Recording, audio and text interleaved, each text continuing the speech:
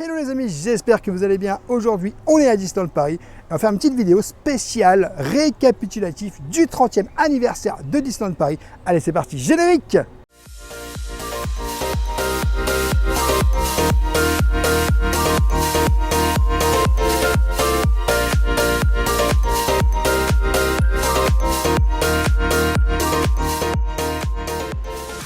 Je t'invite dès le début de cette vidéo, n'hésite pas à t'abonner, bien sûr, à laisser un petit pouce et bien sûr activer toutes les notifications pour savoir les prochaines vidéos parce que ça nous soutient énormément. Bon, du coup les amis, on va faire un petit récapitulatif du show du 30e anniversaire de Disneyland Paris.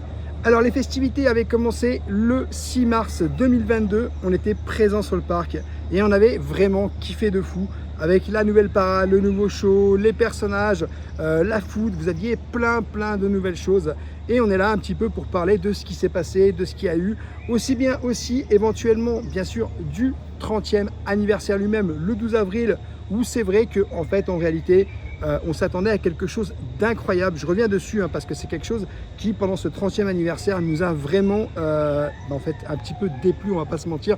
Vous étiez beaucoup à être venus me voir ce jour-là pour me dire que clairement il y avait beaucoup de monde qui était déçu et on n'avait pas eu clairement le 30e anniversaire que tout le monde entre parenthèses attendait, même si entre parenthèses il n'y avait pas eu vraiment de communication de la part de Disneyland Paris, mais bon, un 30e anniversaire, on se dit quand même que ça se fête. Et voilà, ça avait été au début, tout de suite quand on était rentré à Disneyland Paris, on avait vu tous les cast members sur le côté, tout avec l'ambiance, les petits drapeaux, tout, c'était juste incroyable. Et puis quand on nous a annoncé prochain événement 11h, ben, on avait compris que c'était Ready for the Ride et on s'est dit en fait il n'y aura très certainement pas d'événement aujourd'hui mis à part le petit événement qu'on avait eu au début et on avait été vraiment déçus. Nous on avait réservé un hôtel exprès pour ça, on avait mis tout dans le panier, on s'était levé à 5h du matin, on avait été partout, enfin bref on avait attendu 2 heures sur l'entrée à Disney pour ça en fait et on s'est dit déçu quoi, juste déçu. Et vous étiez nombreux, n'hésitez pas aussi à me dire dans les commentaires si vous aussi pour le 30e anniversaire c'était pas votre attente principale que vous avez eu et que vous avez été aussi déçu. Je sais que vous êtes énormément à avoir été déçu parce que vous êtes venus sur le parc pour me le dire et clairement voilà, ça fait partie du 30e anniversaire, c'est pourquoi j'en parle. Concernant le show du 30e anniversaire, je dois dire que vous avez été nombreux au début à me dire c'est juste incroyable avec tous les nouveaux personnages, tout ce qui était Judith, Zootopie, Nick, il y a eu des personnages incroyables qui ont été montrés clairement pendant le show du 30e avec une célébration, avec un chant franchement qui était juste incroyable, on a vraiment surkiffé. Maintenant c'est vrai que ce que je peux reprocher un petit peu on va dire à ce 30e par rapport au show, c'est le fait qu'il n'y ait pas vraiment eu de changement sur le show en lui-même. Ça a toujours un peu été pareil, sauf on va dire pour les danseurs qui ont un peu évolué pendant la saison 1 à la saison 2, c'est vrai qu'on a eu des autres danseurs. Alors après, voilà, tout le monde a fait son taf, c'était vachement sympa. Je trouve que les danseurs étaient vraiment très professionnels pour la plupart. Et clairement, ils ont vraiment assuré de fou. Je trouve aussi qu'ils étaient très au niveau des gens, au niveau des guests, en fait, ils ont été très sympas. Et ça, je dois dire que c'est quelque chose en plus qu'on trouve qu'à Disneyland Paris, clairement. Après, en soi, j'aurais voulu voir autre chose, parce que 18 mois, c'est long, c'est très long, 18 mois. Mais j'aurais préféré voir aussi autre chose que, par exemple, toujours la même parade, le même show, les mêmes personnages. Je pense qu'on aurait pu éventuellement mettre des nouveaux personnages dans le show. Incorporer, tu vois, par exemple, on fait une saison 1, on fait une saison 2, et mettre des nouveaux personnages qui auraient été vraiment sympas. Mais là, du coup, ça n'a pas été fait. Donc peut-être qu'ils n'avaient pas envie, peut-être que c'était une question de moyens, peut-être que c'était une question de budget. Mais en tout cas, n'hésite pas aussi à me dire dans les commentaires si toi, tu aurais préféré clairement voir d'autres personnages, par exemple, pendant le show du 30e anniversaire. Et je pense qu'au niveau des musiques, c'était bien, c'était bien. Après, je pense que le show, 4 fois par jour, c'est pas mal, c'est même beaucoup. Parce que tu as quand même la possibilité de le voir 4 fois dans la journée, surtout si tu aimes le show. Après, on a compris qu'il y avait une énorme ambiance autour de ce show parce qu'il y avait beaucoup de personnes qui aiment venir regarder, prendre des photos, prendre des vidéos, faire des petits lives. Voilà, clairement, on a compris qu'il y avait un énorme engouement. Moi, je me pose quand même la question parce que juste derrière, ça va être la saison d'Halloween. La question, elle est claire, nette et précise. Est-ce que vraiment les gens qui ont aimé ce show vont revenir pour le show d'Halloween ou pas, parce que du coup le show du 30e c'est quand même assez unique, c'est quand même quelque chose qui a vraiment hypé beaucoup de personnes et du coup on voyait certaines personnes qui vraiment venaient uniquement pour le show à Disneyland Paris et la question c'est est-ce que vraiment maintenant que le fait que ce show va se terminer, comment les gens vont réagir en fait tout simplement. Et je me dis quand même que moi en termes de show, de vision, de tout ça, je me dis que pour moi personnellement, pour moi c'est pas plus mal que ça se termine, je vais pas vous mentir. Parce que 18 mois c'est long, je l'ai vu beaucoup de fois, je suis venu beaucoup de fois à Disneyland Paris pendant ces 18 mois et j'ai envie de vous dire que je suis très content aussi qu'on passe à autre chose parce que du coup je pense que ça devenait un petit peu redondant pour moi et le fait de tout le temps voir le show, en fait du coup tu n'as plus envie de le voir, tu n'as plus envie de l'entendre et voilà, clairement moi je pense que c'est une bonne chose que ça s'arrête, qu'on passe à autre chose et que voilà, vive la saison d'Halloween et puis bien sûr celle de Noël. Concernant la food du 30e anniversaire, je dois dire qu'il y a eu pas mal de choses qui étaient assez sympas. On a pu goûter par-ci, par-là, pas mal de trucs. Je pense à Victoria, il y avait pas mal de petites pâtisseries que vous pouviez goûter. Vous aviez aussi le Mickey, le petit Mickey, clairement avec, on va dire, tout simplement le beignet. Donc où dedans, tu avais un petit peu de chocolat, mais pas partout dans les oreilles. Je pense que beaucoup d'entre vous l'ont goûté. N'hésitez pas à me dire quelle pâtisserie vous avez goûté pour ce 30e anniversaire. Vous aviez aussi un petit cupcake, il me semble. Il y avait pas mal de choses, beaucoup de food. Après, honnêtement, moi, j'ai envie de vous dire que personnellement, vu que je suis un gros mangeur, j'étais très content d'avoir tout ce petit food. Mais honnêtement, la saison d'Halloween va pas tarder à arriver. J'espère qu'il y aura au moins autant de food que pendant ce 30e anniversaire de Disneyland Paris et que honnêtement on pourra goûter et déguster tranquillement toutes ces choses. Après c'est vrai que le petit reproche que je peux faire au niveau de la food, c'est tout simplement le fait qu'au début du 30e il n'y avait pas tout d'un coup, c'était vraiment au goutte par goutte, on a cherché, on a été un petit peu partout et c'était assez compliqué de pouvoir trouver toutes ces choses parce que elles n'y étaient pas. Mais voilà, c'est le petit reproche par rapport à la food du 30e anniversaire de Disneyland Paris. On va passer maintenant au merch du 30e anniversaire de Disneyland Paris. Je dois dire que c'est pareil, il y a eu beaucoup de merchandising qui sont sortis tout au long de ces 18 mois.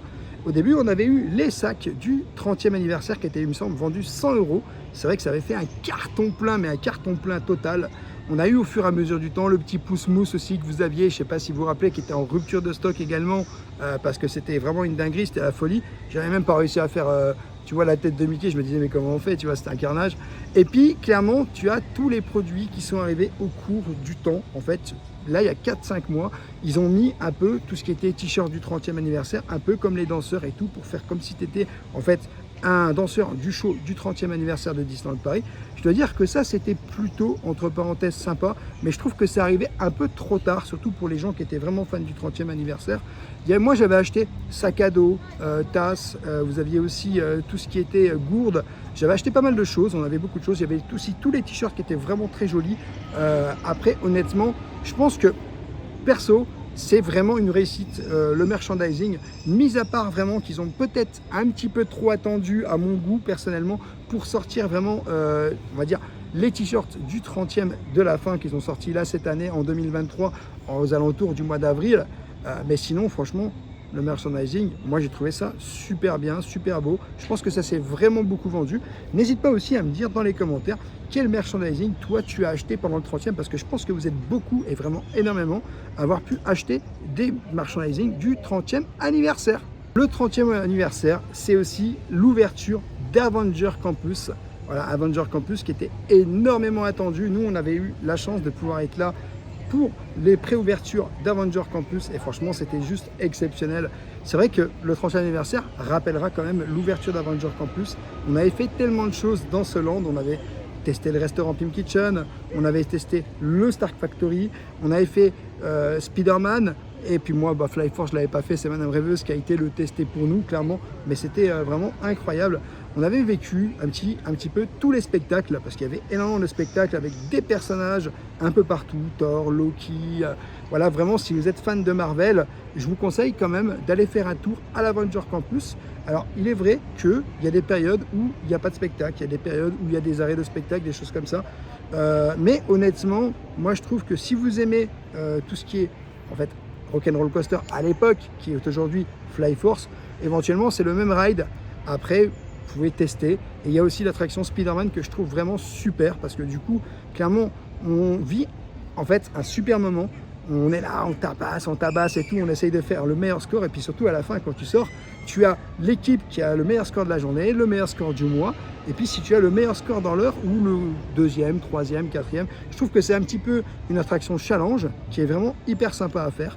Et honnêtement, moi je te conseille quand même de faire un tour à l'Avenger Campus, surtout si tu n'y as jamais été. Un petit sujet qui fâche, l'augmentation des tarifs à Disneyland Paris pendant ce 30e anniversaire. Parce qu'on a quand même vécu des augmentations sur les restaurants, sur le merchandising, sur pas mal de choses. Et c'est vrai que honnêtement, c'était, on va dire, des fois assez tendu. Également sur les passes annuelles où malheureusement les Infinity sont passés dans des passes vraiment gold. Et du coup, le pass gold, c'est 200 balles supplémentaires, ce qui est quand même assez énorme, entre parenthèses, 200 €. Je reviens là-dessus sur les passes annuelles, mais ça a été vécu pendant le 30e anniversaire. Et ça vous laissera un souvenir quand même en vous disant, le 30e anniversaire, c'est aussi l'augmentation des restaurants, l'augmentation du merchandising, l'augmentation des passes annuelles. Et puis tout ça, c'est clair, net et précis. Alors c'est pas toujours très rose, c'est pas toujours très fun, mais ça fait partie aussi du 30e anniversaire. Alors il faut savoir que dans à peu près 3 ans et demi, ça sera le 35e anniversaire de Disneyland Paris. Et clairement, on attend vraiment quelque chose de fou. Là cette fois-ci, moi personnellement, j'espère vraiment et honnêtement que le 35e, ça va être au moins aussi explosif que le 25e anniversaire. Parce que si on me remet un truc genre attention, il se passe prochain événement, là je pète une durite les amis, c'est terminé, vous me retrouvez plus sur Disneyland Paris. Mais clairement, mais clairement, sans rigoler, j'espère vraiment que le 35e anniversaire va être incroyable, qu'on va retrouver quelque chose de vraiment magique, qu'on va avoir une parade genre un peu comme au 25e anniversaire, il y avait eu une parade de je sais pas combien de temps avec tous les personnages Disney et tout, c'était juste incroyable. Mais honnêtement, je pense qu'il faut que cette fois-ci, Disneyland Paris frappe très fort pour le 35e anniversaire. C'est limite obligatoire parce que pour oublier le 30e et se consacrer vraiment au 35e, voilà, il ne faut pas non plus laisser un mauvais souvenir. Il faut vraiment que là, on envoie tout et que ça soit explosif avec des personnages très rares, je pense qu'on pourrait avoir sur le 35e anniversaire. Du food, des merchandising, plein de choses comme je vous ai parlé dans cette vidéo, mais qui seraient vraiment juste incroyables aussi également. Et puis surtout, peut-être, moi je dis, éventuellement aussi ne pas faire que la parade au niveau du hub, parce que du coup, clairement, ça limite beaucoup les places. On voit bien que en fait, les places sont très limitées au niveau du hub. Quand vous êtes dans le cercle, il faut savoir qu'il y a beaucoup de monde.